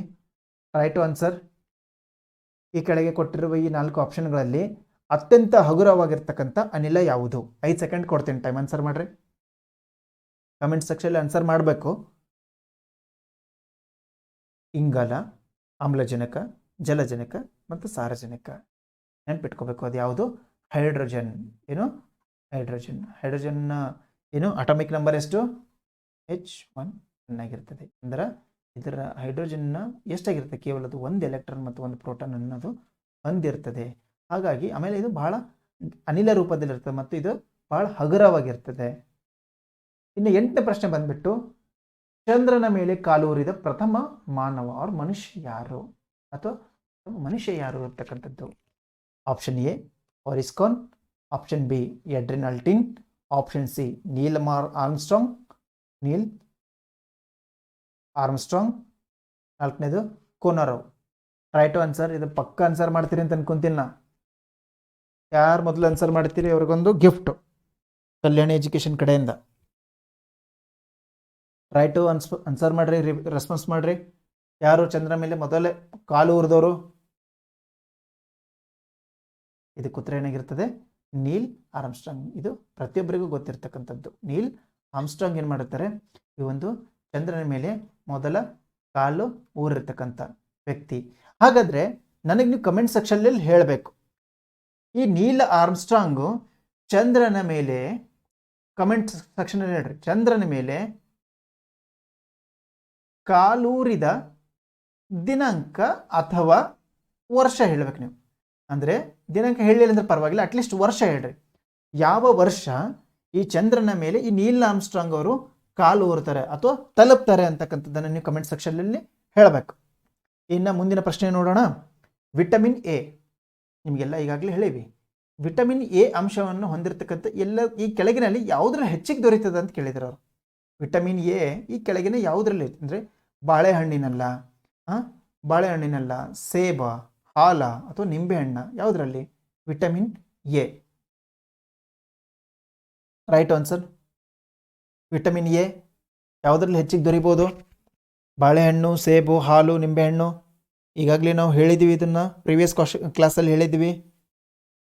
ಈ ವಿಟಮಿನ್ಗಳ ಬಗ್ಗೆ ಒಂದು ಅಧ್ಯಯನ ಕೂಡ ನಾವು ಮಾಡಿದ್ದೀವಿ ಹಿಂದಿನ ತರಗತಿಗಳಲ್ಲಿ. Right answer. ಇದಕ್ಕೆ ಉತ್ತರ ಏನಾಗಿರ್ತದೆ? ಹಾಲು. ಈ ಕೆಳಗೆ ಕೊಟ್ಟಿರ್ತಕ್ಕಂಥ ಎಲ್ಲದರಲ್ಲಿ ಕಂಪೇರ್ ಮಾಡಿದ್ರೆ ಹಾಲಿನಲ್ಲಿ ಏನಾಗಿದೆ? ಜಾಸ್ತಿ ಆಗಿದೆ. ಇನ್ನು 10ನೇ ಪ್ರಶ್ನೆ ಬಂದ್ಬಿಟ್ಟು ಈ ಪೋಲಿಯೋ ಕಾಯಿಲೆಯನ್ನು ನಾವು ಯಾವುದರಿಂದ ತಡೆಗಟ್ಟಬಹುದು? Right answer. ಪೋಲಿಯೋ ಕಾಯಿಲೆ ಇದೆ. ಈ ಪೋಲಿಯೋ ಕಾಯಿಲೆ ಬರೋಕ್ಕಿಂತ ಮುಂಚೆನೇ ಅದನ್ನು ನಾವು ಯಾವುದರ ಮೂಲಕ ಅದನ್ನು ತಡೆಗಟ್ಟಬಹುದು? ಬರದೇ ಇರಂಗೆ ನಾವು ನೋಡ್ಕೋಬಹುದು. Right answer. ಆಪ್ಷನ್ ಎ ಏನು? ವ್ಯಾಕ್ಸಿನೇಷನ್. ವ್ಯಾಕ್ಸಿನೇಷನ್ ಅಂದರೆ ಲಸಿಕೆ ಕೊಡುವುದರ ಮೂಲಕ, ಅದು ಲಸಿಕಾಕರಣ ಅಂತಲೂ ಅನ್ರಿ, ಆರ್ ಲಸಿಕೆ ಹಾಕುವುದರ ಮೂಲಕ. ಆಪ್ಷನ್ ಬಿ ಹೋಮಿಯೋಪತಿ ಔಷಧಿ ಕೊಡುವುದರ ಮೂಲಕ. ಆಪ್ಷನ್ ಸಿ ಅವರಿಗೆ ಇಂಜೆಕ್ಷನನ್ನು ಚುಚ್ಚುವಿಕೆ ಮೂಲಕ. ಆಪ್ಷನ್ ಡಿ ಇಲ್ಲ ಸರ್ ಆಯುರ್ವೇದಿಕ್ ಔಷಧಿಯಿಂದ ಅದನ್ನು ನಾವು ತಡೆಗಟ್ಟಬಹುದು ಅಂತ ಹೇಳ್ತೀರಾ. 5 ಸೆಕೆಂಡ್ ಟೈಮ್ ಕೊಡ್ತೀನಿ, ಟ್ರೈ ಟು ಆನ್ಸರ್. ಪೋಲಿಯೋ ಕಾಯಿಲೆಯನ್ನು ಯಾವುದರಿಂದ ತಡೆಗಟ್ಟಬಹುದು? ಸ್ವಲ್ಪ ಯೋಚನೆ ಮಾಡಿರಿ ಎಲ್ಲರೂ. ನಿಮ್ಮ ಬಾಲ್ಯಕ್ಕೆ ಹೋಗ್ರಿ, ನಿಮ್ಮೆಲ್ಲರನ್ನು ಕರ್ಕೊಂಡು ಹೋಗಿ ಹಾಸ್ಪಿಟ್ಲಲ್ಲಿ ಅಥವಾ ಮನೆಗೆ ಬಂದು ಏನು ಮಾಡ್ತಿದ್ರು ಡಾಕ್ಟರ್ಸು, ನರ್ಸ್? ಯಾವುದು? ವ್ಯಾಕ್ಸಿನೇಷನ್ ಆರ್ ಲಸಿಕೆ ಹಾಕೋದ್ರ ಮೂಲಕ. ನೋಡ್ರಿಲ್ಲ, 2 ಹನಿ ಪೋಲಿಯೋ ಲಸಿಕೆ ಹಾಕೊಳ್ರಿ ಅಂತ ಮಾಡ್ತಾರಲ್ಲ, ಕೊಡೋದ್ರ ಮೂಲಕ ಏನಾಗ್ತದೆ ಅಂದರೆ ನಾವು ಆ ಒಂದು ಪೋಲಿಯೋ ಕಾಯಿಲೆಯನ್ನು ನಾವು ತಡೆಗಟ್ಟಬಹುದು. ಈ ಪೋಲಿಯೋ ಕಾಯಿಲೆ ಏನಾಗ್ತದೆ ಅಂದರೆ ನೋಡ್ರಿ, ಭಾರತದಲ್ಲಿ ಪೋಲಿಯೋ ಕಾಯಿಲೆ ಏನಾಯ್ತು 2014ರಲ್ಲಿ it was officially declared as a polio free, ಅಂದರೆ ಪೋಲಿಯೋ ಮುಕ್ತ ಅಂತ ಹೇಳಿಬಿಟ್ಟು ಪೋಲಿಯೋ ಮುಕ್ತ ಭಾರತ ಆಗಿದ್ದು ಯಾವ ವರ್ಷ? ಪೋಲಿಯೋ ಮುಕ್ತ ಭಾರತ ಆಗಿದ್ದು ಯಾವ ವರ್ಷ ಅಂತ ಪ್ರಶ್ನೆ ಕೇಳ್ತಾರೆ. ನಿಮ್ಗೆ ಕೇಳಿದ್ದಾನೆ ಹಲವಾರು ಪ್ರಶ್ನೆ ಪತ್ರಿಕೆಗಳಲ್ಲಿ. ಅಂದರೆ 2014ರಲ್ಲಿ ಭಾರತ ಪೋಲಿಯೋ ಮುಕ್ತ ಅಂತ ಹೇಳಿಬಿಟ್ಟು ಅಧಿಕೃತವಾಗಿ ಏನಾಯಿತು ಘೋಷಣೆ ಆಯಿತು. ಆದರೆ 2011ರಿಂದ 2014 ತನಕ ಒಂದು ಕೂಡ ಕೇಸ್ ಏನಾಗಿರಲಿಲ್ಲ, ಪತ್ತೆ ಆಗಿರಲಿಲ್ಲ. ಹಾಗಾಗಿ 2014ರಲ್ಲಿ ಏನಾಯಿತು, ಈ ವರ್ಲ್ಡ್ ಹೆಲ್ತ್ ಆರ್ಗನೈಸೇಷನ್ WHO ಅಂದರೆ ವಿಶ್ವ ಆರೋಗ್ಯ ಸಂಸ್ಥೆ, ನೀವು ಕಮೆಂಟಲ್ಲಿ ಹೇಳಬೇಕು ವಿಶ್ವ ಆರೋಗ್ಯ ಸಂಸ್ಥೆಯ ಕೇಂದ್ರ ಕಚೇರಿ ಎಲ್ಲಿದೆ? ಕಮೆಂಟ್ ಮಾಡ್ತಿರಲ್ಲ, ಇದರ ಕೇಂದ್ರ ಕಚೇರಿ ಎಲ್ಲಿದೆ ಅಂತಕ್ಕಂಥದ್ದು ಕಮೆಂಟ್ ಮಾಡ್ರಿ. So India has not had A single case of wild polio virus since 2011 and in 2014 India was officially declared as polio free country. ಅಂದರೆ 2014ರಲ್ಲಿ ಭಾರತ ಪೋಲಿಯೋ ಮುಕ್ತ ದೇಶ ಅಂತಕ್ಕಂಥ ಒಂದು ಹೆಮ್ಮೆ ನಮಗೇನಾಯಿತು ಸಿಕ್ತು. ಇದಕ್ಕೆಲ್ಲ ಕಾರಣಕರ್ತ ಆಗಿರ್ತಕ್ಕಂಥ ಎಲ್ಲ ನಮ್ಮ ಭಾರತ ಸರ್ಕಾರ ಮತ್ತು ಇದಕ್ಕೆ ಸಂಬಂಧಪಟ್ಟಿರ್ತಕ್ಕಂಥ ನಮ್ಮ ಬಹಳ ಇಂಪಾರ್ಟೆಂಟ್ ಯಾರಪ್ಪ ಅಂದರೆ ಅಂಗನವಾಡಿ ಕಾರ್ಯಕರ್ತೆಯರು ಮತ್ತು ಆರೋಗ್ಯ ಕಾರ್ಯಕರ್ತರು ಮತ್ತು ಪ್ರತಿಯೊಬ್ಬರು ಜನಪ್ರತಿನಿಧಿಗಳು, ಆಮೇಲೆ ಜನ ಸಹಭಾಗಿತ್ವ, ಇವರೆಲ್ಲರಿಂದ ಎಲ್ಲರ ಕೈ ಜೋಡಿಸುವಿಕೆಯಿಂದ ಏನಾಯಿತು 2014ರಲ್ಲಿ ಭಾರತ ಒಂದು ಏನಾಯಿತು ಪೋಲಿಯೋ ಮುಕ್ತ ಭಾರತ ಆಯಿತು ಅಂತಕ್ಕಂಥದ್ದನ್ನು ಹೇಳಲಿಕ್ಕೆ ನಮಗೆ ಭಾಳ ಹೆಮ್ಮೆ ಆಗ್ತದೆ. ಆತ್ಮೀಯ ಸ್ನೇಹಿತರೆ, ಮುಂದಿನ ಪ್ರಶ್ನೆಗೆ ಹೋಗೋಣ. BCG. ಸೊ BCG ಈ ಚುಚ್ಚುಮದ್ದು ಇದೆಯಲ್ಲ, ಇಂಜೆಕ್ಷನ್ ಇದೆಯಲ್ಲ, ಇದನ್ನು ಮುಂಚಿತವಾಗಿ ಹಾಕಿಸ್ಕೊಂಡಾಗ ಅಂದರೆ ಯಾವ ಒಂದು ರೋಗ ತಡೆಗಟ್ಟಲು ಮೊದಲೇ ನಾವು ಇದನ್ನು ಮಾಡ್ತೀವಿ, TB ಏನು ಹೇಳ್ತೀವಲ್ಲ ನಾವು, ಈ ಒಂದು BCG ಯಾವ ರೋಗವನ್ನು ತಡೆಗಟ್ಟಲು ಸಹಾಯಕ ಮಾಡ್ತದೆ ಅಂತಕ್ಕಂಥದ್ದು ನೋಡ್ರಿ. ಸಾರಿ, ಆನ್ಸರ್ ನಾನು ಹೇಳ್ದೆ ಅನ್ಸುತ್ತೆ, ಅದ್ರ ನೋ ಪ್ರಾಬ್ಲಮ್. ಆನ್ಸರ್ ಹೇಳಿದ್ರು ಕೂಡ ಇಲ್ಲ ನಿಮ್ಗೆ ಟ್ವಿಸ್ಟ್ ಕೊಡ್ತೀನಿ. ಯಾವುದು BCG ಯಾವುದು? ಬೇದಿಗ, ಕಾಲ್ರಾಗ, ಟೆಟನಸ್ ಮತ್ತು ಟ್ಯೂಬರ್ಕ್ಯುಲೋಸಿಸ್. ಯಾವುದು ಆನ್ಸರ್ ಏನಾಗಿರ್ತದೆ? ಟ್ಯೂಬರ್ಕ್ಯುಲೋಸಿಸ್ ಆಗಿರ್ತದೆ. ಆನ್ಸರ್ ಏನಾಗಿರ್ತದೆ ನಾನು ಹೇಳ್ತೀನಿ ಕೇಳ್ರಿ, ಟ್ಯೂಬರ್ಕ್ಯುಲೋಸಿಸ್ ಆಗಿರ್ತದೆ. ಆದರೆ ನೀವು ನನಗೇನು ಹೇಳಬೇಕು, ಈ ಟ್ಯೂಬರ್ಕ್ಯುಲೋಸಿಸ್ TBಗೆ ಕಾರಣ ಆಗಿರ್ತಕ್ಕಂಥ ಏನು, ಈ TBಗೆ ಕಾರಣ ಆಗಿರ್ತಕ್ಕಂಥ ವೈರಸ್ ಯಾವುದು ಹೇಳಬೇಕು. ವೈರಸ್ ಅಥವಾ ಅದು ಯಾವುದು ವೈರಸ್ ಅಥವಾ ಬ್ಯಾಕ್ಟೀರಿಯಾ ಯಾವುದರಿಂದ ಬರ್ತಕ್ಕಂಥ ರೋಗ ಅಂತಲೇ ಹೇಳಬೇಕು. ಅಂದರೆ ಟ್ಯೂಬರ್ಕ್ಯುಲೋಸಿಸ್ ವೈರಸ್ಸಿಂದ ಬರ್ತದೋ ಅಥವಾ ಬ್ಯಾಕ್ಟೀರಿಯಿಂದ ಬರುವ ರೋಗವೋ ಹೇಳಬೇಕು. Try to answer in comment. ಯಾಕಂದರೆ ಇದು ಆನ್ಸರ್ ಹೇಳಿನ, ಹಾಗಾಗಿ ಈಗ ನಿಮಗೆ ಇನ್ನೊಂದು ಕ್ವಶನ್ಸ್ ಕೇಳ್ತೀನಿ. Tuberculosis is caused by virus or bacteria. BCG ಲಸಿಕೆ ಮಾಡ್ತಾರೆ ಅಂದರೆ ಆ ಟ್ಯೂಬರ್ಕ್ಯುಲೋಸಿಸ್ ಅಂದ್ರೇನು? ಕ್ಷಯರೋಗ. ಕನ್ನಡದೊಳಗದನ್ನು ಕ್ಷಯರೋಗ ಅಂತಾರೆ ಅಂತಕ್ಕಂಥದ್ದನ್ನು ತಾವು ಗಮನಿಸಬೇಕು. ಈಗ ನೋಡ್ರಿ, BCG ಅಂದ್ರೇನು? ಲಾಂಗ್ ಫಾರ್ಮ್ ಹೇಳಿದ್ವಿ ನಾವು. ಏನು ಹೇಳಿದ್ವಿ ನಾವು? BCG ಅಂತ ಹೇಳಿದ್ವಿ ಇಷ್ಟೊತ್ತನ್ನು, ಹೌದಾ? ಈ BCG ಲಾಂಗ್ ಫಾರ್ಮ್ ಏನು ಸರ್? BCG ಚುಚ್ಚುಮದ್ದು ಅಂದರೆ ವ್ಯಾಕ್ಸಿನ್ ಏನಿದಿಲ್ಲ ಅದು ಅಂದ್ರೇನು? BCG ಅಂದರೆ ಬ್ಯಾಸಿಲಸ್ ಕ್ಯಾಲ್ಮೆಟೆಯರಿನ್, ಅದನ್ನು BCG ಅಂತ ಹೇಳಿ ಕರೀತಾರೆ. ದಿಸ್ ವ್ಯಾಕ್ಸಿನ್ ಅಂದರೆ ಇದೇನು ಚುಚ್ಚುಮದ್ದು ಇದೆಯಲ್ಲ, ಅದು ಲಸಿಕಾ ಚುಚ್ಚುಮದ್ದು. ನಾವು ಕರೋನಾ ಟೈಮ್ ಒಳಗೂ ಹೆಂಗೆ ಲಸಿಕೆ ಅಂದರೆ ಖರೆ ಬಾಯಿಯಿಂದ ಹನಿಗಳಿಂದ ಹಾಕೋದಷ್ಟೇ ಲಸಿಕೆ ಅಂತ ತಿಳ್ಕೊಬೇಡ್ರಿ. ಸೊ ಲಸಿಕಾಕರಣ ನಾವು ಬಾಯಿ ಮೂಲಕ ಓರಲ್ಲೂ ಆಗಿರ್ಬೋದು ಅಥವಾ ಈ ಇಂಜೆಕ್ಷನ್ ಮೂಲಕನೂ ಅದು ಆಗಿರಬಹುದು. ದಿಸ್ ಈಸ್ ಅ ವ್ಯಾಕ್ಸಿನ್, ಹೌದಾ? So BCG is a vaccine. ಇದೇನಾಗಿರ್ತದೆ? ಪ್ರೈಮರಿ ಯೂಸ್ಡ್ ಅಗೇನ್ಸ್ಟ್ ಟ್ಯೂಬರ್ಕ್ಯುಲೋಸಿಸ್, ಅಂದರೆ TB ವಿರುದ್ಧ ಹೋರಾಡ್ತದ, ಹೌದಾ? ಈ TB ಇದನ್ನು ಇನ್ವೆಂಟ್ ಮಾಡಿದವರು ಯಾರಿಂದ ಹೆಸರು ಯಾಕೆ ಬಂತಿದ್ದು BCG ಅಂತಂದ್ರೆ ಏನು? ಆಲ್ಬರ್ಟ್ ಕಾಲ್ಮೆಟಮ್ ಆ್ಯಂಡ್ ಎಮೆಲೆ ಗೆರಿನ್ ಅಂತ ಹೇಳ್ಬಿಟ್ಟು. ಸೊ ಇಲ್ಲಿ ಅವ್ರ ಹೆಸರನ್ನು ಏನು ಮಾಡ್ಯಾರೆ, ಇನ್ವೆಂಟರನ್ನು ಇಲ್ಲಿ ಯೂಸ್ ಮಾಡ್ಕೊಂಡಿದ್ದಾರೆ. ಈಗ ನಾನು ಹೇಳಬೇಕು, ನೀವು ಈ TB ರೋಗ ಕ್ಷಯ ರೋಗ ಬ್ಯಾಕ್ಟೀರಿಯಿಂದ ಬರುತ್ತೋ ಅಥವಾ ವೈರಸ್ಸಿಂದ ಬರ್ತೋ ಅಂತಕ್ಕಂಥದ್ದು ಕಮೆಂಟ್ ಸೆಕ್ಷನಲ್ಲಿ ಹಾಕ್ರಿ. ಟ್ರೈ ಮಾಡಿರಿ. 5 ನಿಮಿಷ ಟೈಮ್ 5 ಸೆಕೆಂಡ್ ಟೈಮ್ ಕೊಡ್ತೀನಿ. ಹೇಳಬೇಕು, TB ಕ್ಷಯ ರೋಗ ವೈರಸ್ಸಿಂದ ಬರ್ತದೋ ಬ್ಯಾಕ್ಟೀರಿಯಿಂದ ಬರ್ತದೋ ಅಥವಾ ಶಿಲೀಂಧ್ರಗಳಿಂದ ಬರ್ತದೋ? Try to answer. ಮುಂದಿನ ಆನ್ಸರ್ಗೆ ಹೋಗೋಣ. ಈಗ DNA ಮೂಲ ಅಂಶ ಏನು? DNA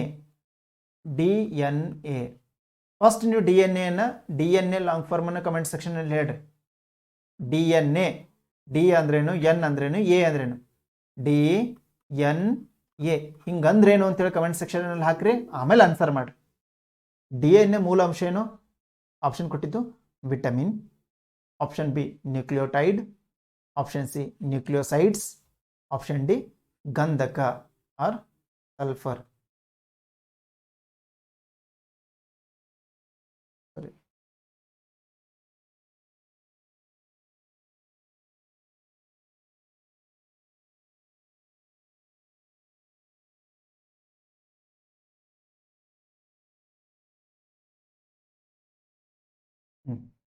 ಆನ್ಸರ್ ಮಾಡ್ತೀರಾ? ರೈಟ್, ನೋಡ್ರಿ ಏನಾಗಿರ್ತದೆ ಇದರ ಆನ್ಸರು ನ್ಯೂಕ್ಲಿಯೋಟೈಡ್ ಆಗಿರ್ತದೆ ಅಂತಕ್ಕಂಥದ್ದನ್ನು ನಾವು ಗಮನಿಸಬಹುದು. ಈಗ ನನಗೆ ಹೇಳ್ರಿ, ಕನ್ನಡದಲ್ಲಿ ಇಲ್ಲಿ ಗಂಧಕ ಮತ್ತು ರಂಜಕ ಅಂತೇಳಿ ಬರೀತೀನಿ, ಹೌದಾ? ಇಲ್ಲಿ ಫಾಸ್ಫರಸ್ ಮತ್ತು ಸಲ್ಫರ್ ಬರಿತೀನಿ. ಇದು ಎ, ಇದು ಬಿ, ಇವೆರಡನ್ನು ಹೊಂದಿಸಿ ಬರೀರಿ. ಇದು ನಿಮ್ಗೆ ವರ್ಕ್. ಗಂಧಕ ಮತ್ತು ರಂಜಕ ಇವುಗಳನ್ನು ಹೊಂದಿಸಿ ಬರೀರಿ. ಗಂಧಕ ಅಂದ್ರೆ ಸಲ್ಫರ, ಏನು ಗಂಧಕ ಅಂದ್ರೆ ಫಾಸ್ಫರಸ, ಅಥವಾ ರಂಜಕ ಅಂದ್ರೆ ಫಾಸ್ಫರಸ, ರಂಜಕ ಅಂದ್ರೆ ಸಲ್ಫರ್ ಆರ್ ಪೊಟ್ಯಾಷಿಯಂ. ಇದನ್ನು ಬರೀರಿ. ಪೊಟ್ಯಾಷಿಯಮ್ ಏನಂತ ಕರೀತಾರೆ. Try to answer this question. This is just ಏನು ಒಂದು ಸ್ವಲ್ಪ ಸ್ಮಾಲ್ ಹೋಮ್ವರ್ಕ್ ಅಂತ ತಿಳ್ಕೊಂಡ್ಬಿಡ್ರಿ ಇದನ್ನು. DNA ಮೂಲಾಂಶ ಏನಾಗಿರ್ತದೆ? ನ್ಯೂಕ್ಲಿಯೋಟೈಡ್ ಆಗಿರ್ತದೆ. See the basic unit of DNA ಏನಾಗಿರ್ತದೆ ಅಂದರೆ, ಬೇಸಿಕ್ ಯೂನಿಟ್ ಅಂದರೆ ಮೂಲ ಅಂಶ ಏನಾಗಿರ್ತದೆ ಅಂದರೆ DNAದು ನ್ಯೂಕ್ಲಿಯೋಟೈಡ್ ಆಗಿರ್ತದೆ. ಹಾಗಾದರೆ DNA ಅಂದರೆ ಏನು ಅಂತ ಹೇಳಿವಿ ನಾವು? ಡಿರೈಬೋಸ್ ನ್ಯೂಕ್ಲಿಕ್ ಆಸಿಡ್ ಆಗಿರ್ತದೆ ಅಂತಕ್ಕಂಥದ್ದನ್ನು. ಈ ಏನಾಗಿರ್ತದೆ ಅದರದ್ದೇನೆಂದರೆ ಬೇಸಿಕ್ ಏನಾಗಿರ್ತದೆ? ನ್ಯೂಕ್ಲಿಯೋಟೈಡ್ ಆಗಿರ್ತದೆ. ಹಾಗಾದರೆ ಇದರ ಆನ್ಸರ್ ಏನಂತ ಹೇಳಿದೆ? ನ್ಯೂಕ್ಲಿಯೋಟೈಡ್ಗಳಾಗಿರ್ತವೆ ಬೇಸಿಕ್ ಯೂನಿಟು. ಈಗ ಈಚ್ ನ್ಯೂಕ್ಲಿಯೋಟೈಡ್ ಈಸ್ ಏನಾಗಿರ್ತದೆ ಅಂದರೆ ಯಾವುದ್ಯಾವುದರಿಂದ ರಚನೆ ಆಗಿರ್ತವೆ. ಒಂದು ನ್ಯೂಕ್ಲಿಯೋಟೈಡ್ ಇದೆ ಅಂತ ತಿಳ್ಕೊಡ್ರಿ. ಆ ನ್ಯೂಕ್ಲಿಯೋಟೈಡು ಯಾವುದ್ಯಾವುದರಿಂದ ರೆಡಿ ಆಗಿರ್ತದೆ ಅಂದರೆ, ಒಂದು ಡಿಆಕ್ಸಿರೈಬೋಸ್ ಇರ್ತದೆ, ಮತ್ತು ಒಂದು ಫಾಸ್ಫೇಟ್ ಗ್ರೂಪ್ ಇರ್ತದೆ, ಮತ್ತು ಈ ನೈಟ್ರೋಜನ್ ಕಂಟೈನಿಂಗ್ ಬೇಸ್ ಇರ್ತದೆ. ಮತ್ತು ಇವೆಲ್ಲವೂ ಸೇರೇನಾಗಿರ್ತದೆ ಅಂದರೆ ನೋಡ್ರಿ, ಡಿಆಕ್ಸಿರೈಬೋಸು ಪ್ಲಸ್ ಫಾಸ್ಫೇಟು ಪ್ಲಸ್ ಬೇಸು. ಆ ಬೇಸ್ ಏನಾಗಿರ್ತದೆ ಅಂದರೆ ನೈಟ್ರೋಜನ್ ಕಂಟೈನಿಂಗ್ ಆಗಿರ್ತದೆ. ಇವೆಲ್ಲವೂ ನಾಲ್ಕು ಸೇರಿ ಅಂದರೆ these four basis of nitrogen containing bases are. ಆ ನೈಟ್ರೋಜನ್ ಬೇಸಸ್ ಯಾವ್ಯಾವ ಆಗಿರ್ತವೆ? ನೈಟ್ರೋಜನ್ ಅಂತ ಹೇಳಿದಿವಲ್ಲ, ಆ 4 basis of nitrogen containing basis ಯಾವ್ಯಾವು? ಅಡೆನೈನು ಎ, ಥೈಮಿನು ಟಿ, ಸೈಟೋಸಿನು ಸಿ. ನೋಡ್ರಿ, ATC ಇದನ್ನು ನೀವು ಗಮನಿಸಬೇಕು. ಯಾಕಂದ್ರೆ ನಿಮ್ಗೆ ಈ DNA ರಚನೆ ಬಂದಾಗ ಭಾಳ ಇಂಪಾರ್ಟೆಂಟ್ ಆಗ್ತದೆ. ಯಾವುದು ನೋಡ್ರಿ, this ATC is very important. This is adenine nucleotide, ಇದು ಥೈಮಿನ್ ನ್ಯೂಕ್ಲಿಯೋಟೈಡು. ನೋಡ್ರಿ, ಇದು ಏನೇನು, ಇದು ಯಾವುದನ್ನು ಗುರುತು? ಎ ಅಂದ್ರೇನು? ಅಡೆನೈನು. ಟಿ ಅಂದ್ರೇನು? ಥೈಮಿನ್ನು. ಜಿ ಅಂದ್ರೇನು? ಗ್ಯೂನೈನು. ಸಿ ಅಂದ್ರೇನು? Cytosine. So this is the basic. ಇವು ಯಾವ ಬೇಸಿಸ್ ಯಾವ್ಯಾವ ಇದ್ದಾವೆ ನೋಡ್ರಿ. ಇಲ್ಲಿ ಬೇಸಿಸ್ ಯಾವ್ಯಾವು? ACG T ಇವೇನು ಬೇಸಿಸ್ಸು. ಏನು ಅಡೆನಿನ್ನು ಸೈಟೋಸಿನ್ನು ಈಗ ಹೇಳಿದ್ವಿಲ್ಲ, ಅವು ಬೇಸಿಸ್ ಆಗಿರ್ತವೆ. ಇನ್ನು ಇವು ಏನಾಗಿರ್ತಂದ್ರೆ, ಇವು ಬೇಸಿಸ್ ಇರ್ತಾವಲ್ಲ, ಇವು ಫಾಸ್ಫೇಟು ಅಥವಾ ಡಿಆಕ್ಸಿರೈಬೋಸ್ ಜೊತೆ ಏನಾಗ್ತವೆ? ಸೇರ್ಕೊಂತವೆ. ಸೇರ್ಕೊಂಡು ಏನು ಮಾಡ್ತವೆ ಅಂದರೆ ನ್ಯೂಕ್ಲಿಯೋಟೈಡ್ ಮಾಡ್ತವೆ. ನ್ಯೂಕ್ಲಿಯೋಟೈಡ್ ಅಂದ್ರೆ ಏನು ಅಂದರೆ, ಈ ಬೇಸಸ್ ಇದಾವಲ್ಲ, ಈ ಬೇಸಸ್ಸು ಡಿಆಕ್ಸಿರೈಬೋಸು ಮತ್ತು ಫಾಸ್ಫೇಟ್ ಜೊತೆ ಸೇರಿ ಏನು ಮಾಡ್ತವೆ ಅಂದರೆ, ಅವು ಫಾಸ್ಫೇಟ್ ಆರ್ ಅಂಡ್ ಡಿಆಕ್ಸಿರೈಬೋಸ್ ಶುಗರನ್ನು ಗ್ರೂಪ್ ಕ್ರಿಯೇಟ್ ಮಾಡ್ತವೆ. ಅದಕ್ಕೆ ಏನಂತ ಕರಿತೀವಿ ನಾವು? ನ್ಯೂಕ್ಲಿಯೋಟೈಡ್ಸ್ ಅಂತ ಕರಿತೀವಿ. ಈ ನ್ಯೂಕ್ಲಿಯೋಟೈಡ್ಸ್ ಏನಾಗಿರ್ತವೆ ಅಂದರೆ DNA ಮೂಲ ಅಂಶ ಆಗಿರ್ತದೆ ಅಂತಕ್ಕಂಥದ್ದನ್ನು ನಾವು ಗಮನಿಸಬಹುದು. ಸಿ, ನಾವು ಈಗ ತಾನೇ ಹೇಳಿದ್ವಿಲ್ಲ, DNA ನ್ಯೂಕ್ಲಿಯೋಟೈಡ್ಸ್ ಅಂದರೆ ನ್ಯೂಕ್ಲಿಯೋಟೈಡ್ ಒಳಗಡೆ ಏನೇನು ಇರ್ತವೆ ಅಂತ ಹೇಳಿವಿ? ಆ ಬೇಸಸ್ ಇರ್ತವೆ ಪ್ಲಸ್ ಡಿಆಕ್ಸಿರೈಬೋಸು ಪ್ಲಸ್ ಫಾಸ್ಫೇಟು, ಹೌದಾ? C, A DNA nucleotide is made up of 3 main parts. ಮೂರು ಮುಖ್ಯವಾಗಿರ್ತಕ್ಕಂಥ ಅಂಶಗಳನ್ನು ಅದು ಒಳಗೊಂಡಿದೆ. ಒಂದನೇ ಪಾರ್ಟ್ ಏನಪ್ಪಾ ಅಂದರೆ ಡಿಆಕ್ಸಿರೈಬೋಸ್. ಅಂದರೆ ಡಿಆಕ್ಸಿರೈಬೋಸ್ ಸಿಂಪಲ್ ಶುಗರ್ ಆಗಿರ್ತದೆ, ಸರಳ ಸಕ್ಕರೆ ಅಂತ ಅಥವಾ ಸಕ್ಕರೆ ಅಂತ ಹೇಳ್ತೀವಿ ನಾವು, ಹೌದಾ? ಎರಡನೇದು ಫಾಸ್ಫೇಟ್ ಗ್ರೂಪ್. ಇನ್ನು ಮೂರನೇದು ಯಾವುದದು? ನೈಟ್ರೋಜನ್ ಬೇಸ್ ಆಗಿರ್ತದೆ. ಸೊ ನೋಡ್ರಿ, ಒಂದನೇದು ಡಿಆಕ್ಸಿರೈಬೋಸ್ ಅಂದರೆ ಸಿಂಪಲ್ ಶುಗರು, ಎರಡನೇದು ಫಾಸ್ಫೇಟ್ ಗ್ರೂಪು, ಮೂರನೇದು ಏನಾಗಿರ್ತದೆ? ನೈಟ್ರೋಜನ್ ಬೇಸು. ಈ ನೈಟ್ರೋಜನ್ ಬೇಸಸ್ ಅಲ್ಲಿ ಎಷ್ಟಿದೆ ಟೋಟಲ್? ಮತ್ತೆ 4. ಅವ್ಯಾವವು? ACTG ಅಂತ ಹೇಳಿ ಕರಿತೀವಿ ನಾವು. ACTG ಅಡೆನೈನು, ಸೈಟೋಸೈನು, ಥೈಮೈನು ಮತ್ತು ಗ್ಯುನೈನು. ಹಾಗಾದ್ರೆ ಇದರ ರಚನೆ ಹೇಗಿರ್ತದ DNA ಅಂದರೆ DNA ರಚನೆ ಈ ರೀತಿಯಾಗಿ ಒಂದಕ್ಕೊಂದು ಸುರುಳಿಯನ್ನ ಈ ರೀತಿ ಹೊಂದಿರತಕ್ಕಂಥ ರಚನೆ ಅನ್ನೋದು ಹೊಂದಿರ್ತದೆ. ಈ ಚಿತ್ರದಲ್ಲಿ ನೀವು ಗಮನಿಸ್ತಿದ್ದೀರಿ, ಹೌದಾ? ಇಲ್ಲಿ ಈ ಕಲರ್ ಏನು ಥೈಮೈನು, ಇಲ್ಲಿ ಗ್ರೀನ್ ಕಲರ್ ಇರೋದು ಅಡೆನೈನು, ಇನ್ನು ಈ ಕಲರ್ ಬಂದ್ಬಿಟ್ಟು ಗ್ಯುನೈನು, ಮತ್ತು ಈ ಕಲರ್ ಬಂದ್ಬಿಟ್ಟು ಸ್ವಲ್ಪ ಸೈಟೋಸೈನು. ಈ ರೀತಿಯಾಗಿ ಏನಾಗಿರ್ತಾವೆ ಹೊಂದ್ಕೊಂಡಿರ್ತಾವ. ಸಿ ಒಂದನ್ನ ಒಂದು ಈ ರೀತಿ ಹೊಂದ್ಕೊಂಡಿರ್ತಾವ ಮತ್ತು ಸೇಮ್ ಇರೋದು. ಇಲ್ಲಿ ನೋಡ್ರಿ ಏನಾಗಿದೆ ನೋಡ್ರಿ, ಈ ರೀತಿಯಾಗಿ ಏನಾಗಿರ್ತದೆ ಅದು DNA ಅನ್ನು ಹೊಂದ್ಕೊಂಡಿರುತ್ತೆ. ಇದು DNA ರಚನೆ. DNA ರಚನೆ ಈ ಥರ ತೋರಿಸ್ತದೆ ಅಂತ ತಿಳ್ಕೊಂಡ್ಬಿಡಬೇಕು. ಇವು ಏನಾಗಿರ್ತದೆ DNA ರಚನೆಯಾಗಿರ್ತದೆ. ಈ DNA ರಚನೆಗೆ ಬೇಸ್ ಇದಕ್ಕೆ ಮೂಲ ಅಂಶ ಏನಾಗಿರುತ್ತೆ ಅಂದರೆ ನ್ಯೂಕ್ಲಿಯೋಟೈಡ್ಸ್ ಆಗಿರ್ತವೆ. ನ್ಯೂಕ್ಲಿಯೋಟೈಡ್ಸಲ್ಲಿ ಆ ನ್ಯೂಕ್ಲಿಯೋಟೈಡ್ಸ್ ಏನನ್ನು ಒಳಗೊಂಡಿರ್ತದೆ ಅಂದರೆ ಡಿಆಕ್ಸಿರೈಬೋಸು ಅಂದರೆ ಸಿಂಪಲ್ ಶುಗರ್ ಆಗಿರ್ತದೆ, ಮತ್ತು ಫಾಸ್ಫೇಟ್ ಗ್ರೂಪ್ ಇರ್ತದೆ, ಮತ್ತು ನೈಟ್ರೋಜನ್ ಬೇಸ್. ಇಲ್ಲಿ ನೋಡ್ರಿ, ಇದು ಡಿ ಅಂತ ಏನು ತೋರಿಸ್ತಿದ್ದಾರೆ ಅಲ್ಲಿ, ಡಿ ಅಂತ ತೋರಿಸೋದು ಇದೇನಿದು ನಿಮ್ಗೆ ಡಿಆಕ್ಸಿ ರೈಬೋಸು. ಇನ್ನು ಪಿ ಅನ್ನೋದೇನು ತೋರಿಸ್ತದೆ ನಿಮ್ಗೆ ಏನು ಫಾಸ್ಫೇಟು ಗ್ರೂಪ್ ತೋರಿಸ್ಕೊಡ್ತದೆ. ಅಂದರೆ ಡಿ ಅಂದರೆ ಡಿಆಕ್ಸಿ ರೈಬೋಸು, ಪಿ ಅಂದರೆ ಫಾಸ್ಫೇಟು. ಇನ್ನು ಉಳಿದಿದ್ದು ಏನಿರ್ತದೆ ಅಂದರೆ ಇಲ್ಲಿ ಹೈಡ್ರೋಜನ್ ಬಾಂಡ್ ಇರ್ತದೆ, ಅಂದರೆ ಜಲಜನಕ ಬಾಂಡು. ಕೇಳ್ಬೋದು ಅವ್ರು ನಿಮಗೆ DNA ನಲ್ಲಿ ಯಾವ ಬಾಂಡ್ ಕಂಡು ಬರ್ಬೋದು? ಯಾವ ಒಂದು ಬಾಂಡು? ಹೈಡ್ರೋಜನ್ ಬಾಂಡನ್ನು ನಾವು ಕಾಣ್ತೀವಿ. So this is the 2014 question paper. So 2002ರಿಂದ 2021 ಈ ಒಂದು ಏನು ಕಂಪ್ಲೀಟ್ ಸೀರೀಸ್ ಇದೆಯಲ್ಲ, ಸೊ ಈ ಕಂಪ್ಲೀಟ್ MCQ ಸೀರೀಸನ್ನು ನಾವು ಏನು ಮಾಡ್ತಿದ್ವಿ, ಕಂಟಿನ್ಯೂ ಮಾಡ್ತಿದ್ವಿ. ಹಾಗಾಗಿ ಮತ್ತೆ ಮುಂದಿನ ಒಂದು ವಿಡಿಯೋದೊಂದಿಗೆ ಮತ್ತೆ ನಾನು ನಿಮಗೆ ಮತ್ತೆ ಇನ್ನೊಂದು ಕ್ವಶನ್ ಪೇಪರ್ ಒಂದಿಗೆ ಮತ್ತೆ ವಿವರಣಾತ್ಮಕ ಕೂಡ ಮಾಡ್ತಿದ್ದೀವಿ. ನೋಡ್ರಿ, ಜಸ್ಟ್ ಕ್ವಶನ್ ಆನ್ಸರ್ ಮಾಡ್ತಿಲ್ಲ ನಾನು, ಜಸ್ಟ್ ನೀವು ಸ್ವಲ್ಪ ಇಮ್ಯಾಜಿನ್ ಮಾಡ್ಕೊಡ್ರಿ. ಕ್ವಶನ್ ಆನ್ಸರ್ ಮಾಡೋದ್ರಲ್ಲಿ ಅದರೊಳಗೆ ಏನೋ ಅರ್ಥ ಇಲ್ಲ ನಿಮ್ಗೆ. ಕ್ವಶನ್ ಸೈನ್ಸ್ ಏನಾಗ್ತದೆ ಅಂದರೆ MCQs ಮಾಡಿ ಅದನ್ನು ವಿವರಣೆ ಕೊಡಬೇಕು ನಾನು ನಿಮಗೆ. ಆ ವಿವರಣೆ ಕೊಡೋದ್ರಿಂದ ಅಟ್ಲೀಸ್ಟ್ ನಿಮ್ಗೆ ಏನಾಗ್ತದೆ ಅಂದರೆ ಆ ಒಂದು ಕಾನ್ಸೆಪ್ಟ್ ಇರೋ ಕಾನ್ಸೆಪ್ಟನ್ನು ನಿಮ್ಗೆ ಅರ್ಥ ಆಗ್ಲಿಕ್ಕೆ ಟ್ರೈ ಮಾಡ್ತೀರಿ. ಹಾಗಾಗಿ ನಿಮ್ಗೆ ಕೆಲವೊಂದು ಬೇಸಿಕ್ಸ್ ಮತ್ತೆ ಮುಂದೆ ಆ ಕ್ವಶನ್ಗಳು ರಿಪೀಟ್ ಆದರೆ ಅದನ್ನು ಆನ್ಸರ್ ಮಾಡ್ಲಿಕ್ಕೆ ಟ್ರೈ ಮಾಡ್ತೀರಿ. ನನ್ನ ರಿಕ್ವೆಸ್ಟ್ ನಿಮ್ಗೆ ಇಷ್ಟೇ, ಜಸ್ಟ್ ಟ್ರೈ ಮಾಡಿರಿ, ಆನ್ಸರ್ ಮಾಡಿರಿ. ಏನು ಅದು ರಾಂಗೋ ಅಥವಾ ರೈಟೋ doesn't matter, but try to answer ಮಾಡಿರಿ. ಮತ್ತು ಈ ಪ್ರಶ್ನೆಗಳನ್ನು ಕೇಳ್ತಿರ್ಬೇಕಾದ್ರೆ ದಯವಿಟ್ಟು ಪಾರ್ಟಿಸಿಪೇಟ್ ಮಾಡಿರಿ. ಭಾಳ ಜನ ಪಾರ್ಟಿಸಿಪೇಟ್ ಮಾಡ್ತಿಲ್ಲ. ಭಾಳ ಜನ ಯಾಕೋ ನಂಗೆ ಭಾಳ ತುಂಬ ಹರ್ಟ್ ಆಗ್ತಿರೋದೇನೆಂದರೆ ಸೈನ್ಸನ್ನು ಭಾಳ ಈಸಿಯಾಗಿ ಸುಮ್ಮನೆ ಯಾವುದೋ ಒಂದು ಕ್ವಶನ್ MCQಸನ್ನು ಓದ್ಕೊಂಡು ಹೋಗ್ತೀನಿ ಆಗ್ತದೆ ಅಂತಂತಲ್ಲ. ಕೇಳಿರ್ತಕ್ಕಂಥ ಕ್ವಶನ್ಸ್ MCQವನ್ನು ಆ ವಿವರಣೆಯನ್ನು ಒಂದು ಸಲ ನೋಡ್ಕೊಡ್ರಿ. ವಿವರಣೆ ನೋಡಿಕೊಂಡು ಆನ್ಸರ್ ಟ್ರೈ ಮಾಡ್ಲಿಕ್ಕೆ ಏನು ಮಾಡಿರಿ, ನೀವು ಪ್ರಯತ್ನ ಮಾಡಿರಿ. ಈ ರೀತಿಯಾಗಿರ್ತಕ್ಕಂಥ ದಯವಿಟ್ಟು ನಿಮ್ಮೆಲ್ಲ ಪಾರ್ಟಿಸಿಪೇಷನ್ ಭಾಳ ಇಂಪಾರ್ಟೆಂಟ್ ಆಗ್ತದೆ. ಮತ್ತು ಇದು ಇವತ್ತಿನ ಈ ಒಂದು 2004ರ ಒಂದು ಕ್ವಶನ್ ಪೇಪರ್. ಮತ್ತೆ ಮುಂದೆ ಇನ್ನೊಂದು ಕ್ವಶನ್ ಪೇಪರ್ನೊಂದಿಗೆ ಮತ್ತೆ ನಾನು ನಿಮ್ಮನ್ನು ಭೇಟಿ ಆಗ್ತೀನಿ. ಅಲ್ಲಿವರೆಗೂ ತಮ್ಮೆಲ್ಲರಿಗೂ ಒಳ್ಳೆಯದಾಗಲಿ. ನಮಸ್ಕಾರ. ಜೈ ಹಿಂದ್.